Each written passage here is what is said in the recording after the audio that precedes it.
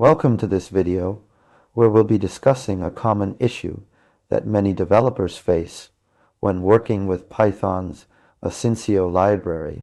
If you've ever found yourself struggling to shut down your asyncio server even after all clients have disconnected, then this video is for you. In this video, we'll explore the reasons behind this behavior and provide a clear explanation of how to resolve it. The asyncio library in Python provides a powerful way to write single-threaded concurrent code using coroutines, multiplexing I/O access over sockets and other resources, and implementing network clients and servers. However, one of the common pain points that developers face is shutting down the server when there are no more connected clients. This can be frustrating, especially if you're new to asyncio or asynchronous programming in general.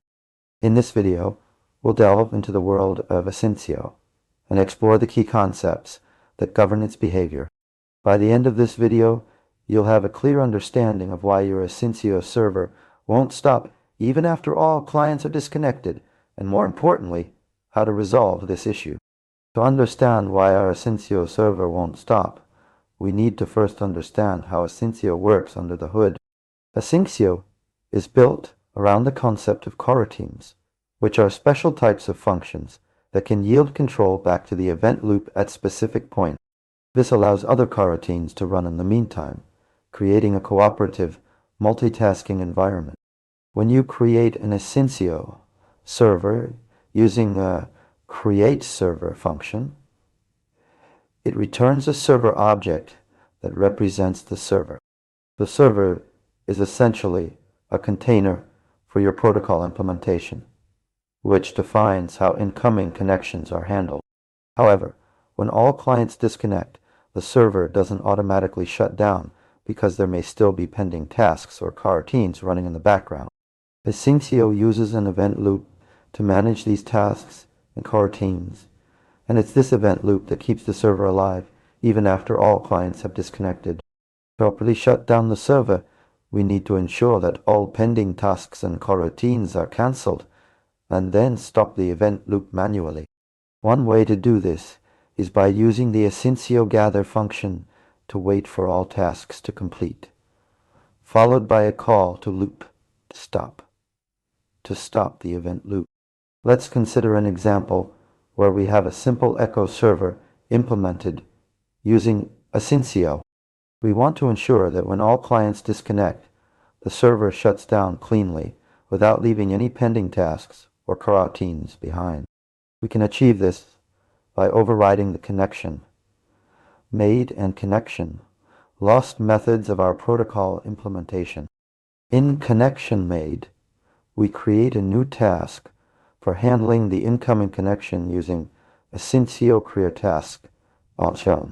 In connection lost, we cancel the corresponding task when the client disconnects. Finally, in our main function, we use asyncio gather to wait for all tasks to complete, and then stop the event loop manually using loop. To summarize, here are the from this video. Asyncio servers don't automatically shut down when all clients disconnect because of pending tasks or coroutines. To properly shut down the server, we need to cancel all pending tasks and coroutines and then stop the event loop manually. We can achieve this by using asyncio gather to wait for all tasks to complete, followed by a call to loop stop, overriding the connection made in connection. Lost methods of our protocol implementation allows us to create and cancel tasks for handling incoming connection. That's it for this video on resolving the issue of an asyncio server not shutting down even after all clients are disconnected. I hope you now have a clear understanding of why this happens and how to resolve it. If you have any questions or feedback, please leave them in the comments below. Don't forget to like this video and subscribe to our channel for more content on Python and asyncio. Thanks for watching, and we'll catch you in the next video.